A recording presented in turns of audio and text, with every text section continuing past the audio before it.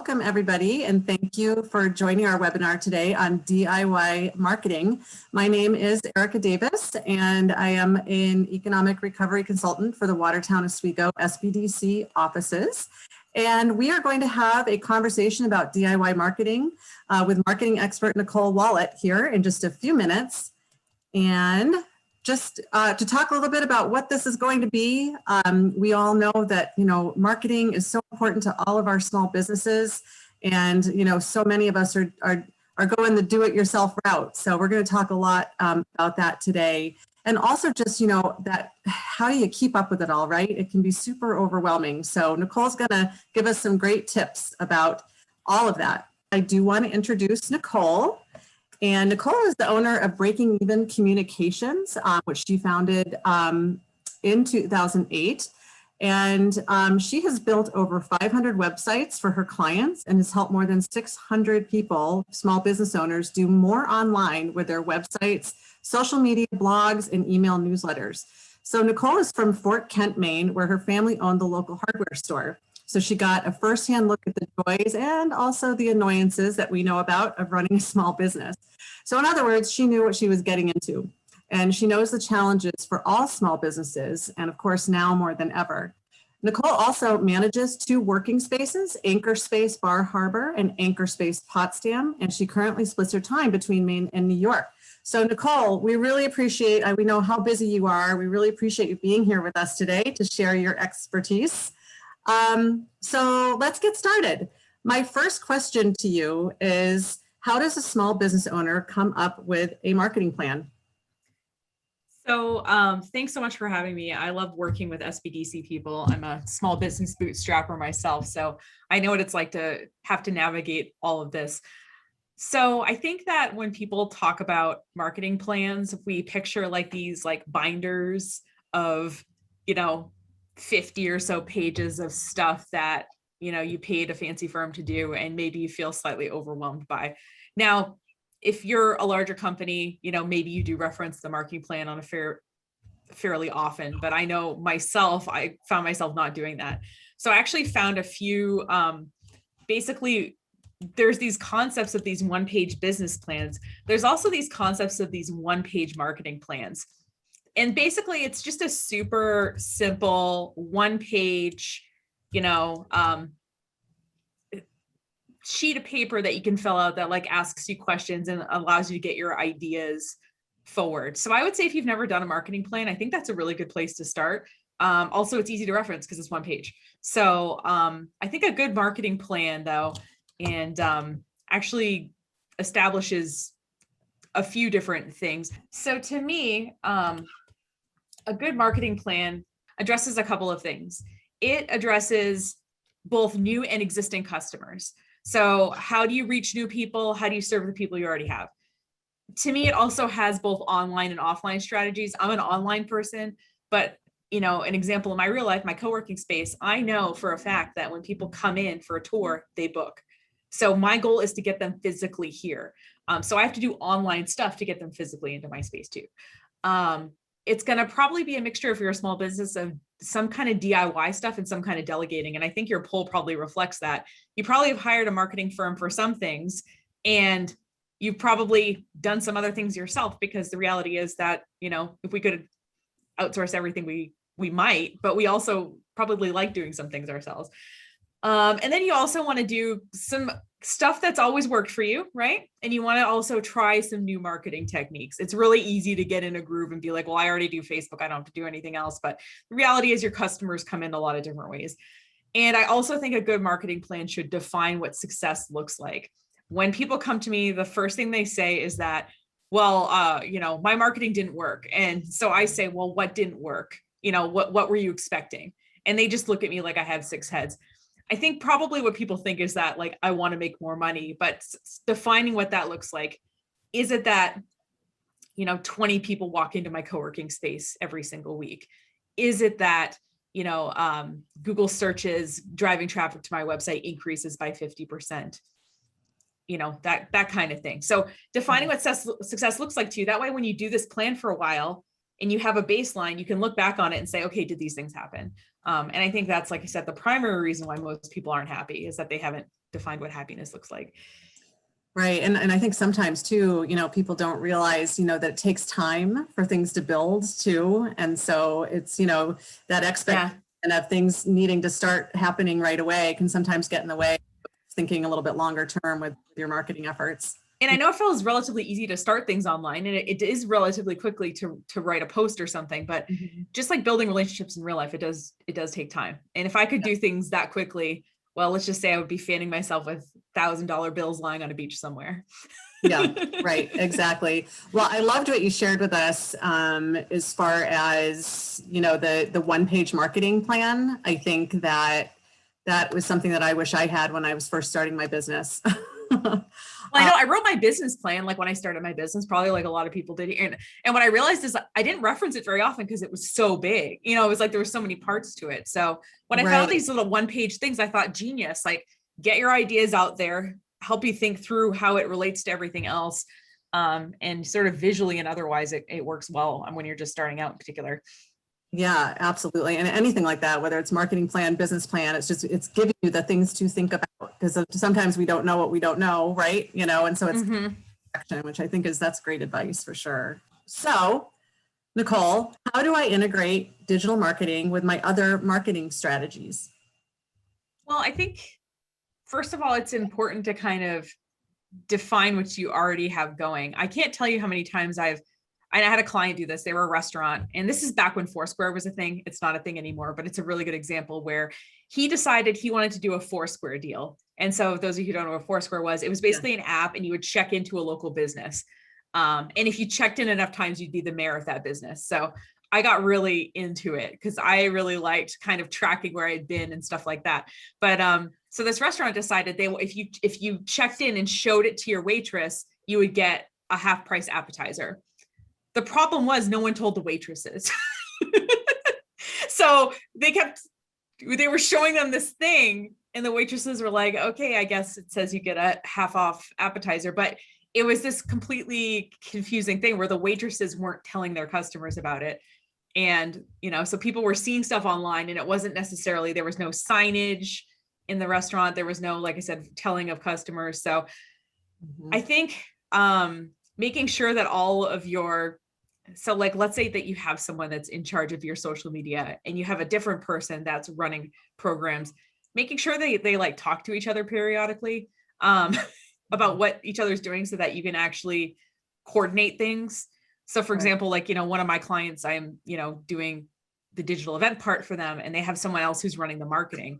But in having regular conversations, I'm able to say, okay, well, the agenda will be ready on this day. And then they're like, okay, well, we're going to do an email push on that day, that sort of thing. So I think talking to each other is really helpful. I think knowing all the things that you're doing is really helpful. So like, really, okay, what platforms are we maintaining and who is maintaining them? By the way, I love this question because usually when I'm sitting with people and they're like, well, we have a Facebook page. I'm like, oh, great. So who's maintaining that? How often do they do it? And they'll look at each other like we're sitting and they'll like look, I could see them looking at each other like, so the idea is that they all could be maintaining it. So like, it's maybe the business owner, the business manager, and like the marketing person or something. And they'll kind of look at each other like, oh, I thought you were doing that. But just even having those conversations and what the expectation even is, like if you're the business owner, if part of your thing is that you're driving it. If you say, hey, listen, we don't have enough people buying this particular product, so our expectation would be that you would post about this particular product at least twice a week to Facebook, or something. Yeah. So like I said, making people talk to each other. And also, like I said, just even understanding who is responsible for what. I think if you do both of those things, you're way ahead of the game, to be completely honest with you. Yeah, for sure. So what I'm hearing you say is just consistent, consistent messaging in your marketing, whether it's digital or it's, in the store or whatever promotions you have going on, that consistency is important. And also that communication internally is so important as far as making everything work together. Yeah, for sure. I want to go back to this, which actually, I was going to ask you earlier, but I think it makes sense now too. What is the most important thing to do first, especially when you're talking about an integrated, marketing plan? like I said, like the first thing I do with people when I walk them through something, an initial consult, is I try to establish what they're doing, how often they're doing it and all that. And just, and once I onboard them as a client, I go through and I actually sort of get the lay of the land of where they're at in terms of their online marketing. And I'm just going to share my screen really quick to just give people an idea of sort of like what those things could be. So the first thing I'll do is I'll look at their social media channels. So like if they have, let's say they have Facebook and Instagram, right? I'll go and I'll see like, okay, like what are they doing on there? How many people are, like this page? How many times are they posting a week? What's the average engagement?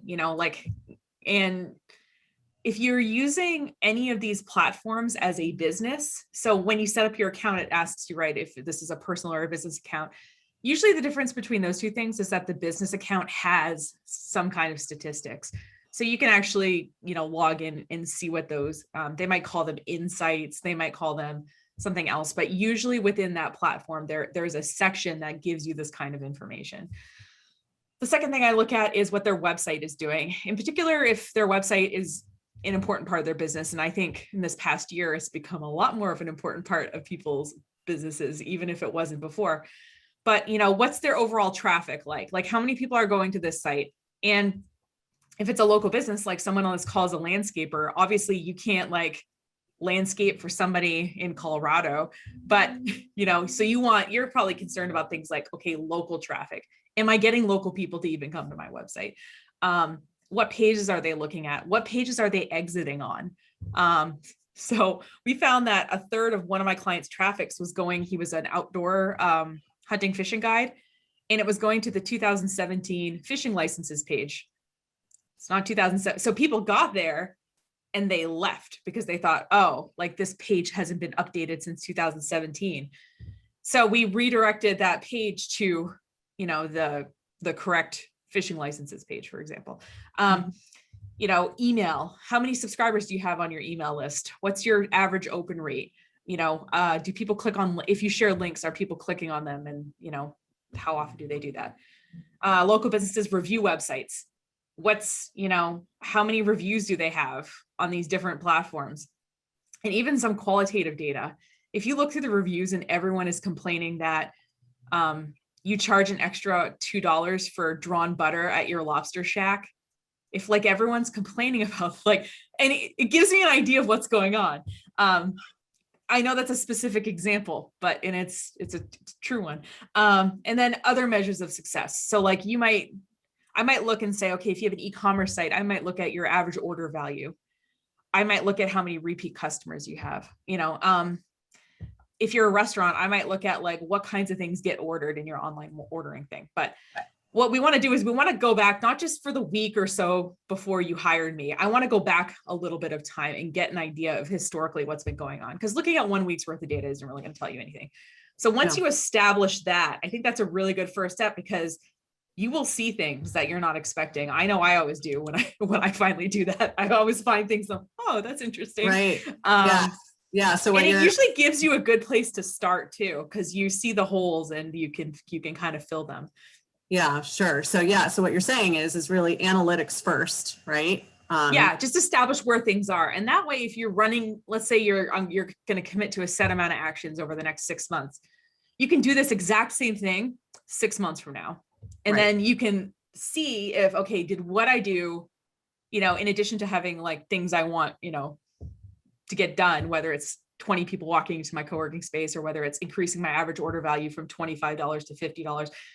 In addition to that, did I also get any other benefits? Did these other things happen? Did I get more reviews? Did I get more engagement on my posts? Did I get more email subscribers? All those are part of success to me. Yeah. Okay. And from there and from the analytics, anything else as far as, first things first or priorities? Well, the other thing I would say is that if I would want to, I establish where people are at and do more of what's working for you first. I know like people will come to me and they want to get experimental. And I appreciate that. I appreciate someone who's being open to trying a new platform.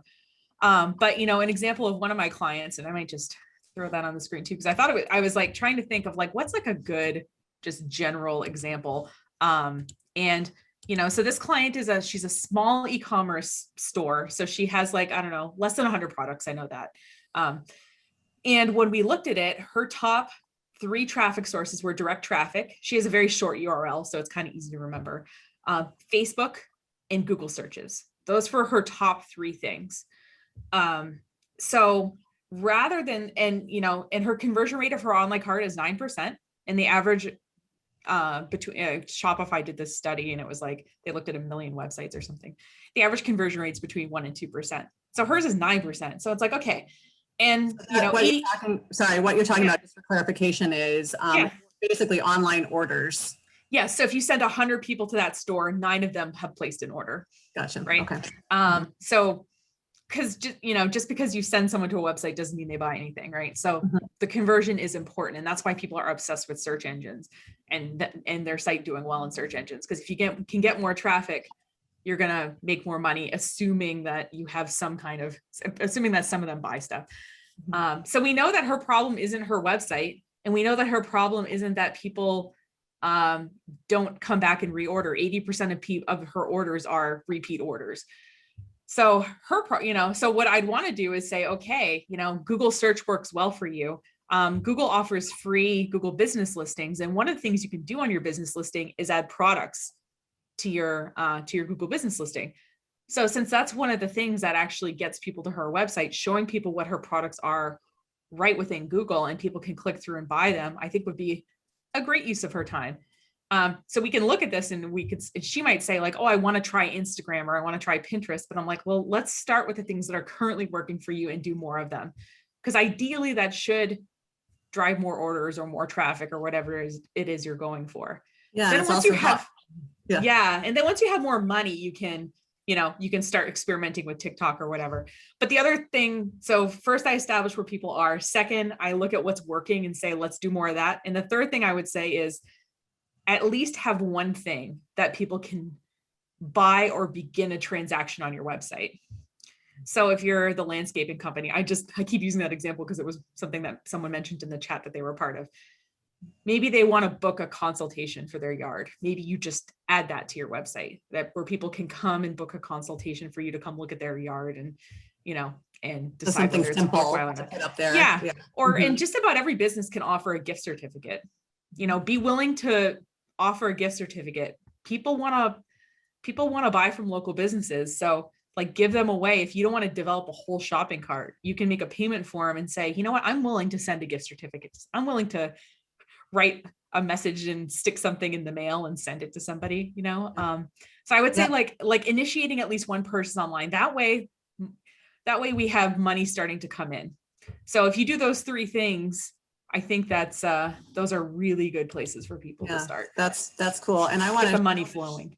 Yeah, right. And I want to share too, like all this, like studying your analytics and finding the things that are already working for you, it's also managing your sanity, right? As far as keeping up. So, and it's, probably bringing in, you can't care about everything. I don't even care about everything. And I get paid to do this all day. I can't, like, bandwidth wise. Right. So, so just narrowing down what you care about and doing that really well, I think is perfectly valid. What else, as far as what are things I can control to save time and keep up with my marketing to-dos? Anything else that way? Yeah. So something that you probably want to do besides limiting what you care about. So in the case of our e-commerce local business retailer, she's going to spend time on Facebook, on Google, and on the things that she does that create direct traffic. I'm guessing she does mailing campaigns and things like that as part of that, because she's got some brand recognition. So in addition to that, I would say automate the things that you can do, or otherwise make it as easy for yourself as possible. So for example, during this whole pandemic thing, ironically, I got really overwhelmed with social media and seeing like everybody living their like lives or not living their lives. But what I noticed is I had enough bandwidth. I do one live stream a week from my Facebook, YouTube, and Twitter at the same time. So that's really efficient. So I get content for all of those channels. But what I did was I created this automation where when something posts to my YouTube channel, it takes the title and it takes the video and it takes the description and it automatically creates a blog post on my website. Now, so lots of automation there. key? It's mostly like, what you want to ask yourself is it important that a human does this? And if the answer is no, there's probably a way to get, like, is it important that I download and re-upload a video? Not really. Right. Is it important that I talk to my customers? Yes. Is it, you want to save your bandwidth for the tasks that actually matter. So I would say, pick the things you care about. Number one, it's not going to be everything. Number two, automate the stuff that it doesn't matter if a human does or not. And there's lots of things about marketing that it doesn't really matter if a human does it or not. Yeah. And I think a lot of it for people is just that fear of, I don't know how to do that. How do I do that automation? And I do want to mention here that while we are going over these things kind of, at a high level, we may very well get into some more specifics with this and with Nicole on our Facebook Live event on the 31st. Yeah. We're also planning on doing a video specifically on e-commerce to get into a little bit more of those specifics about how-tos of doing some of this, whether it's putting up just a general form, for consultation on your website or other, more in-depth e-commerce. So, yeah. But yeah, a lot of it is just getting past that fear of, because if you think about being able to automate and how much time that will save you in the end, it's worth pushing through that and figuring out how to get it done and getting the help to get there. So. Yeah. And I know that when you think of automation, you think you have to be like some programming genius. Things have gotten a lot easier. Trust me, if you saw me, my worst grade I got in college was in computer programming. So there are two websites and I put them in the chat. One is called Zapier or Zapier, depending on who you ask. And one is If This Then That. So it's ifttt.com. And basically on those sites, you can look at two things and see if they've figured out ways to connect them. So I use Zapier to say, okay, upload a new YouTube video, post a blog to my website. There's an automation. And I literally just answered the questions. Yeah. So don't think that it has to necessarily, you have to be some computing genius to do this stuff. And also my third and final thing with saving time is don't be afraid to delegate the stuff that doesn't actually matter. So for example, with my live stream, I write all the show notes, but I don't need to be the one that goes and posts them to the different streams. I have an admin. What do you mean by show notes? Oh, so for example, if I'm talking about something, I'll mention specific resources or something like that. When I do the initial description, it only gives me, 250 characters or something. So I don't have enough room to necessarily be like, oh, in this live stream, I referenced these 5 websites and whatever. So I write like a pretty long list of notes that goes with it. And usually I sometimes amend them, after the broadcast. But I have my admin guy, he's great. It takes him 10 minutes to go and put them on Facebook, YouTube, Twitter, you know what I mean? He puts them all those places. It doesn't matter that I do them. It matters that I write the notes, right? But it doesn't matter that I'm the one who posts them. So being able to take yourself out of some of those processes, I think, first of all, when I forget, he'll email me basically, hey, where are the show notes? And I'm like, oh yeah, right. But also, it frees up, again, you got to free up your bandwidth if you're going to do kind of the larger scale tasks that, marketing your business requires. Yeah. And anything, and especially with marketing, that creating those systems, like you said, your admin's going to do that and remind you needs to get, creating those systems and having that, being able to delegate the things that you don't need to be doing. And I do just want to mention that Nicole is continuing to put some good resources like Zapier and that kind of in the chat too. So if you want to grab those URLs, this would be a good time to do that. Okay, let's go on to our next question. What is DIY marketing kind of looking like in 2021? What's important to pay attention to? So, right now you probably have noticed that all these, Facebook, Instagram, they all have tabs now that are just for video. And there's a reason. And also, if you've taken out ads, you probably noticed that your video ads are pretty much the cheapest kind of ad that you can take out whether you're doing YouTube ads related to Google advertising or whether you're doing video ads on Facebook or Instagram. And the reason is that people like watching videos, but the amount of people who watch video versus who create video, there's a bit of a disparity. Now, if we were all in a room together, even if it was, it's noon, right? Even if it was like earlier in the morning, I would say, how many of you watched a video today? And pretty much everybody, even at like 9 a.m. is like, and then I say, how many of you have created a video and uploaded it in the last 3 months? And I might get one hand, But point being is that like people really like watching video, and you'll notice these platforms are prioritizing video. So that's part of the reason I started live streaming back in October. By the way, don't think you have to be like a perfect person to live stream. Just go back to my first live stream in October and you'll see that I've iterated toward better and better things. I got a better microphone, you know, and stuff like that, but you don't have to do that all right away. Like you can figure it out as you go. So people really like video. And people, obviously during this whole pandemic thing, we've pivoted to offering online events. So even if, you know, like, you know, I'm attending a cheese making class from my local cooperative extension on Thursdays for the next month. I'm going to be a cheese making master. So they're live streaming it, so I could do it live, but they can also, you know, they've also recorded them because it's in the middle of the day. Now, I wouldn't necessarily stop work and drive to the cooperative extension to attend a cheese making class from 2 to 4, but the fact that it's online, I don't even need to be near this class physically if I want to go to it. So I think a lot of businesses are starting to say like, okay, how can I offer these online experiences to people? You know, whether it's, you know, informational events or whether it's fun events, you know, and I think that's something that's going to stay with us after the pandemic. Right now, the edges of when this is going to end are a little bit blurry. So as people are planning things going forward, we're either planning it online only, or we're planning it to be a hybrid type event where some people are going to be in real life and some people are going to be online. So being able to take what you do, if it's more of an experience, and translating it to an online environment is something that I'm seeing a lot of people do. It's marketing, but it's also potentially a product that you can sell. So yeah, so video, online events, and then just general like authenticity. People just really want that authentic, you know, and that's the other thing about live video. I don't have to edit it. I just like do it and then it's done. It doesn't need to be a high production value. People would rather someone have an authentic message, even if the camera isn't the greatest, even if the audio is, you know, isn't the greatest, than have something that's super produced, that feels inauthentic.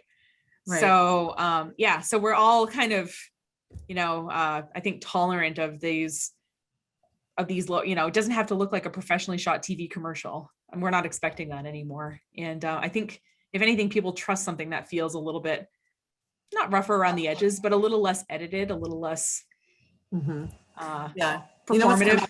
You know, what's coming up for me is that, I mean, especially if it's like a demonstration or something that's experiential and real content, you know, obviously you're preparing for that, right? Before, it's not like you're just totally winging it, right? Versus, so it's a little bit of both, you know, as far as knowing that it doesn't have to be perfect, but you're prepared in what you're going to present beforehand. Right. And we're seeing, you know, we have all these, you know, social and political movements going on right now. And we're seeing companies doing these performative like things, and people sort of calling them out on it, saying, oh, hey, X company, you know, you said this in a tweet, but we see that you fired your entire diversity department of your tech organization. What's up with that? So, you know, information is now widely available, and you know, we can't perform our way out of bad actions anymore, which I think is great. And, you know, something that as small businesses, we have a large advantage over larger businesses that have to go through layers and layers of approvals and have to have everything done perfectly. We can be on the ground, we can be responsive, we can be authentic. And an advantage of small business, and just knowing how important that is more than ever today when we're all out there. Yeah. Right. So absolutely. Yep. But again, it's that, you know, it's that authenticity, consistency in your messaging, you know, and that kind of thing will make a big difference that way. Yeah. And people will notice if you're not, and they will call you out on it in this way that, you know, now everybody has multiple social media platforms and there's ways of getting around things. So, but I think that's good for everybody. Yeah, for sure. Yeah. Okay. Very interesting. So let's talk a little bit about social media content ideas and where people can go for that. That's a big stressor, right? When we're trying to do those posts every week and make sure we're being consistent that way. Everybody's saying how important. Some thoughts about that? Yeah, sure. And I'll throw this up on the screen so people can stare at it while I talk. But Yeah, so just some content ideas. First of all, don't think that you have to create everything yourself. Like that sounds and is exhausting. So the other thing that I think we all forget is that we're sort of subject matter experts in the thing that we do all day. So, you might know that, and I'm totally made up this thing about coffee lowering blood pressure. I don't know if it actually does. I literally made that up, but, but a coffee roaster might kind of see that go by in the headlines and pick up on it in a way that I, as somebody who's not a coffee roaster, didn't. So sharing like information like that with your audience, like, cause you're keeping up on stuff related to your industry or, your business in general. The other thing to remember too, is that if you, I don't know what the percentage of people is, but if you asked people what they would do for a living, if they could, a lot of them have a dream of having their own business. So even though it doesn't feel like it, you are living someone else's dream. I know it feels like a nightmare sometimes, but like, so people love the behind the scenes stuff. Like I posted a video of me, just moved my office a couple of weeks ago. And I posted this video of like me painting everything, and people I was like, all right, I just moved 50 feet from this office to this office. I'm even at the same address. It's just a different space in the building. And I posted pictures of me painting and me climbing up and down the ladder. And people loved it. They were like, they love that behind the scenes stuff. So I know you think it's boring because it's your day to day, but other people would love that little slice of life. That customer that always comes in at, a certain time and always gets, the cinnamon roll or something. And people love that stuff. And they love knowing like what goes into your business, that you're working on this new marketing thing, or that you're working on some new menu items. Oh, here's us at our, at our table talking about like what's coming up in the spring, for the spring season or whatever. You can also use customer reviews as content. I mean, if they're posting them to this public forum, you can certainly, whether you want to screenshot them, whether you want to make them look a little more sort of branded and attractive, that's a great way to get some content.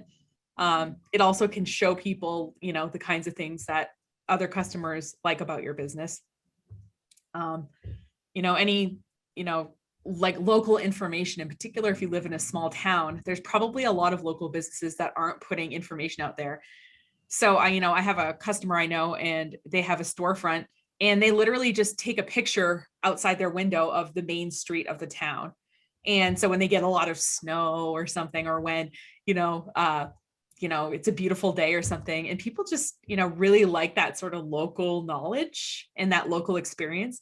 They might be from your area, and like seeing that is like, oh, I love that area. Or yeah, it's people crave that information, and it's not really readily available. I mean, you can't go on news outlets and find stuff about, small town New York. Right. And, general how-to stuff. I learned this morning how to poach an egg in my microwave and on video, and I'm going to try it tomorrow morning because, but people love how-to stuff, and you probably know how to do a lot of stuff related to your business that, I mean, just like I could show you guys how to schedule a bunch of here's how to schedule your weekly Facebook updates in 15 minutes or something.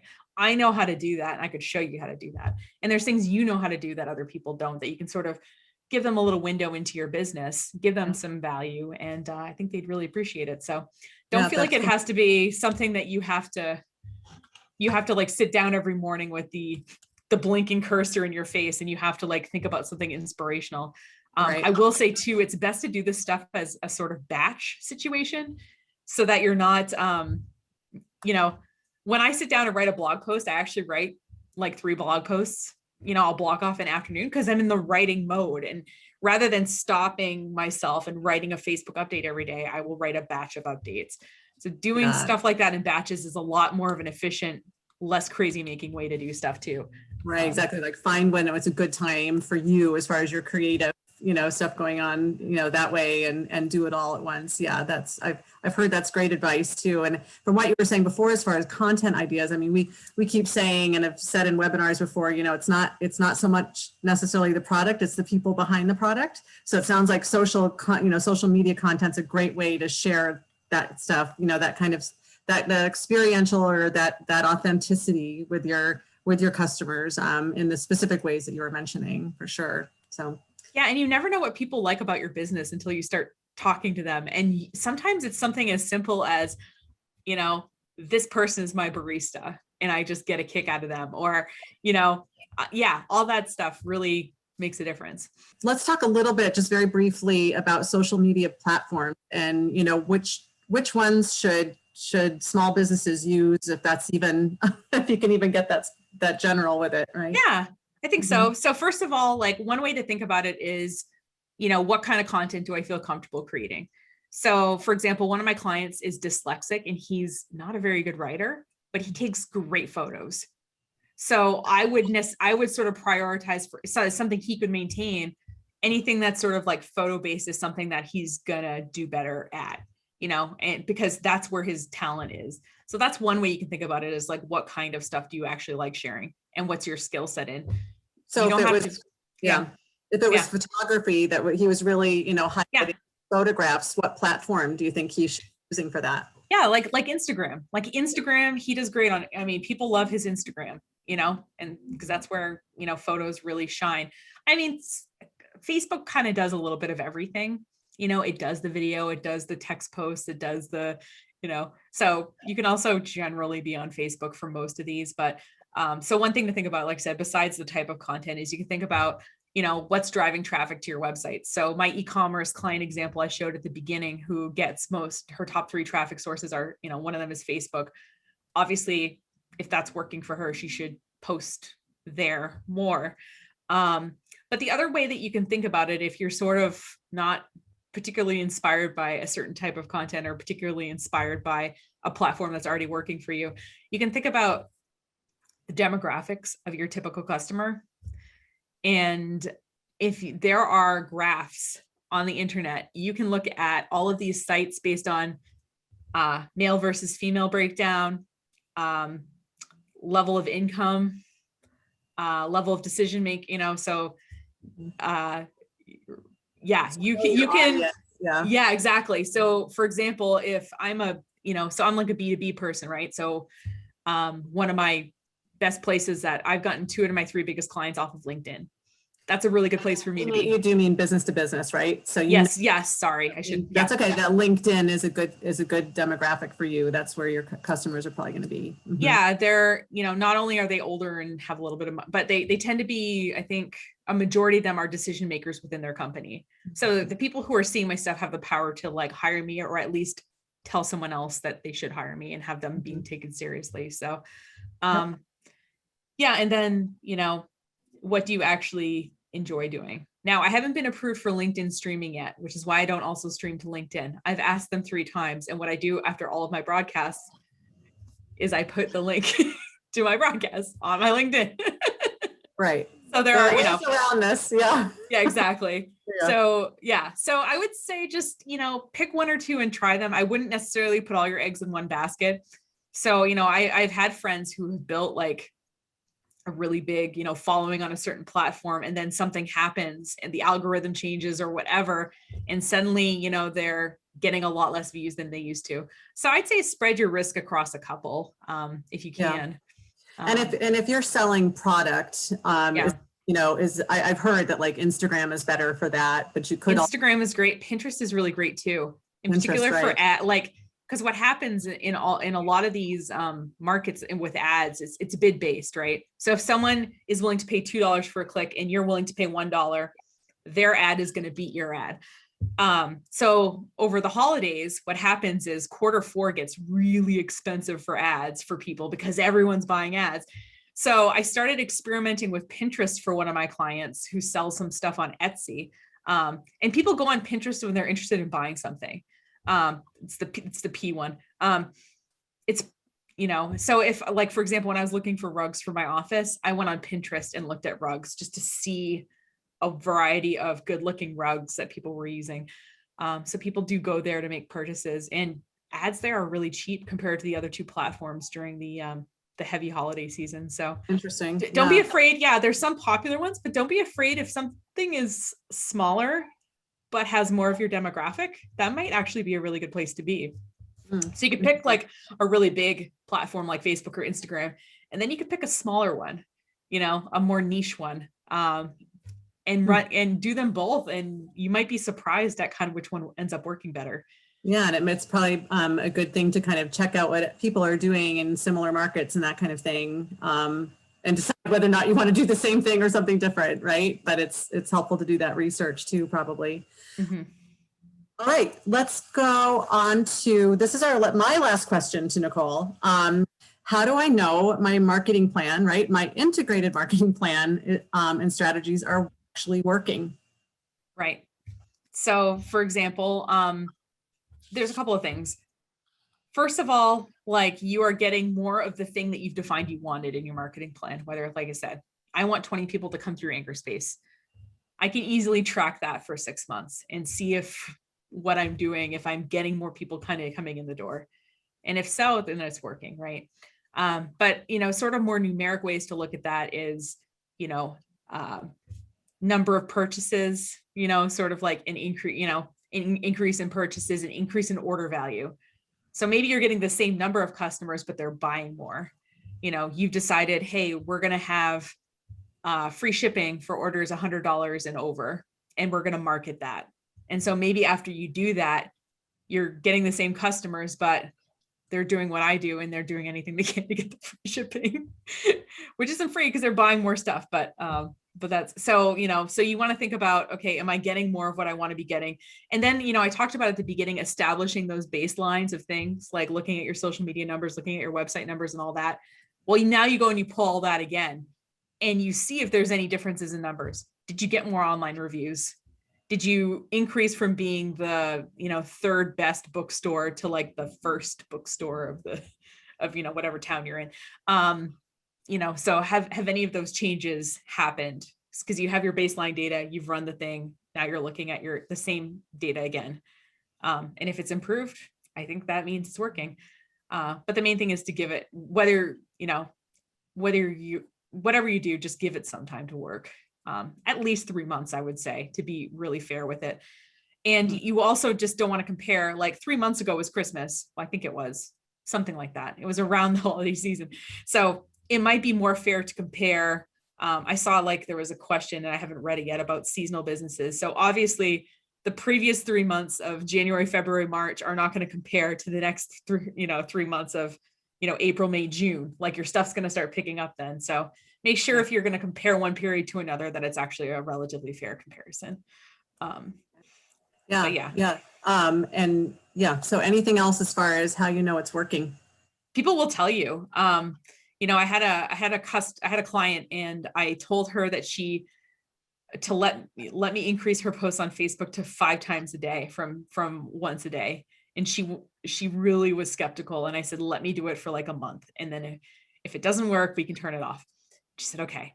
And so she told me, she said, people were coming in and saying they saw this on Facebook and they saw that on Facebook.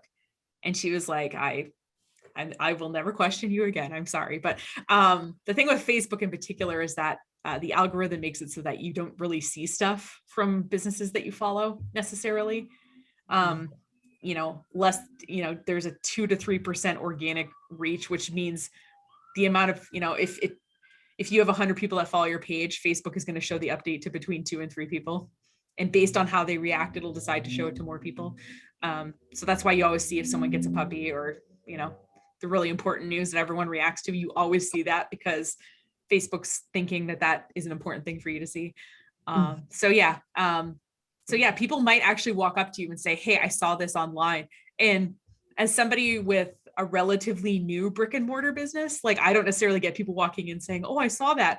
But I do run into people who say, oh, I saw that live stream you did, like at the grocery store or whatever. So people might actually tell you if they start seeing stuff. Right. But it's not an outcome I necessarily expected, but especially running small businesses in smaller places, like, you might get recognized at the grocery store like I did. Right. You really feel like you've made it then. Right. Exactly. So sometimes more is what you're saying as far as those posts. On Facebook, I would say yes. Maybe other places I wouldn't necessarily say yes, but I know that's a little sensitive, so I don't want to make it seem like no. But that worked in that circumstance. Yeah, for sure. People just don't see stuff on Facebook. That's what I've learned. And so rather than playing their game of buying more ads, I'm not saying I don't buy an ad once in a while, but I just try to post more often. Interesting. Yeah. Because you know that it's just going to fall off. One Two post people is saw gonna fall. this and then two Right. people saw the, so. Yeah. Yeah. Yeah. That makes sense. So, Yeah, no, we have somebody who asked about how to check demographics. yeah. So Yeah. one thing you can do is like, so for example, Facebook Insights or, Instagram Analytics, it will actually tell you like how many people on your page are, men versus women or whatever. And the other way that you can do it though is you can literally like open up a search engine and type in income, social media users by income or something. And there are people who have made charts about like, okay, these are people who make between, under $15,000 a year, 20 to 30, and it'll show you the relative popularity of different platforms. And you kind of see it change as the income increases or whatever. So, and there are, the Pew Foundation usually does an annual-ish report of internet usage. So, you can look for places like that. They have there's some pretty good people who do regular, reports about this kind of thing. So you can trust them. I wouldn't necessarily trust some random site on the internet, but there's a lot of, reports that have this information in them. So yeah, that sounds helpful for sure. And having that knowledge about all of that and where to go. Couple questions from Kevin. How would I go about getting some help for marketing my company? And he also was interested in kind of talking for a few minutes about branding. Sure. So I think the best definition for brand that I like best is your brand is what people say about your company when you're not in the room. There's a few definitions of them, right? But the point is what you want it to do is you want it to feel like, you always want people to feel like they're in the right place. People don't like feeling stupid and they don't like feeling confused. So I'll give an example of a now closed Mexican restaurant in my old hometown. Their website was like tan and red and had like, I don't know, it was just very scripty. And then you went in there and it looked like a Mexican restaurant. It had a really colorful menu. And when I visited the website, I wasn't sure if it was the correct, and it had I forget, it's closed now, but it had a really generic name. And I walked in and I thought, okay, was this the website for this restaurant? Because like it felt totally different to be in the physical space versus what they looked like online. So I would say with branding, the important thing is that everything matches as people go from one place to another. They come, you're taught, you use certain language, you use certain photos or whatever.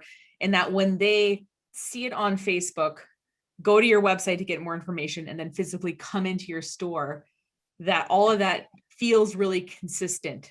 I think that's a good way of, and something you can do is you can go through a few different exercises in branding. If you just want to Google the term branding guidelines and then whatever line of work you have, branding guidelines, real estate, branding guidelines, I don't know, pizza parlor, whatever, you can see some examples of things that other businesses have developed related to their branding guidelines, and you can decide. So for example, Sotheby's International Realty branding guidelines are like 150 pages long. Everything from you can't have a trash can in any picture of any real estate photos. They've thought through everything to, obviously a smaller real estate company probably has a lot less rules, but you can decide at what level you feel like you want to think about your business. And the great thing about that is when you have those branding guidelines and you hire a marketing person, you can be like, here you go. And they can carry on the work that you want done in a way that's consistent with what you have been doing and what you want done. So yeah. I would say the branding is good for that. But like I said, you can look at branding guidelines. Like I said, there's different levels of them. And you'll look at them and you'll either say, this is a little too intense for me, or, okay, this is the kind of thing I'm looking for. And then you can write them for yourself, whether you do it with your staff or whether you do it by yourself as the business owner. And awesome. Then, in terms of marketing company help, there's obviously, look for people online. Most marketing companies have, informational pages. You will get the idea right away of whether, obviously it's somebody you got to be comfortable working with. It's like hiring a bookkeeper or something, this is somebody who's going to like be representing and communicating about your business. So you just want somebody who, knows what they're doing and it's somebody that you vibe well with. Yeah. And I know I've met with people and I'm just not their cup of tea or shot of whiskey or whatever we want to call it. And that's totally fine. There's different kinds of people for everything, but there are lots of companies who will give you an initial consultation for free. That's something a lot of marketing companies do. So you can sort of book a few consults and just get a feel for what they're really good at, whether the advice they're giving you seems to resonate. And as long as you generally know a little bit about what you want, it's generally a lot easier to find it. So if you've sat down and thought through the 1-page marketing plan, when you're talking to these people, you might say, okay, I really want this to happen, and this is what I was thinking of. And it'll be a lot easier to evaluate those people if you sort of know what you're looking for too. So yeah, and taking that time to talk to several, right, to get that feeling. Absolutely. And as far as working together, and and there's some firms that have a minimum, and there's some firms that will I like, one thing I feel like about my firm that's pretty unique is I'll train people. I feel very comfortable training people. You mean like employees or? Yeah. Oh no, I usually there's some smart admin who's kind of bored at their job, and I'm like, listen, and they're really excited about taking on the marketing, but they don't have someone to get advice from, or if something goes wrong, how to deal with it. And so I tell their boss, I'm like, listen, they're going to tell me something's wrong and I'll help them fix it. They won't feel like they're on their own, but there's some companies that'll handle it all for you. There's some companies that'll train you. So just there's lots of really great companies in the area that do this kind of thing. So are there any other platforms specifically for business to business besides LinkedIn that might be worth looking into? Okay. So, and this is like a professional service thing, or, okay, I'm going to just say it. TikTok is a sleeper cell for I see a lot of business getting done on TikTok right now. Glad you said it. Yeah. And the kind of business that's happening there. I see there's a lot of consultants on there. There's a nutritionist I follow, and I have some metabolic issues, and the guy goes into, and he's really educational about, balancing hormones and things like that. And I got a really good vibe of he works with a physical therapist and he's a nutritionist, and they have this holistic approach.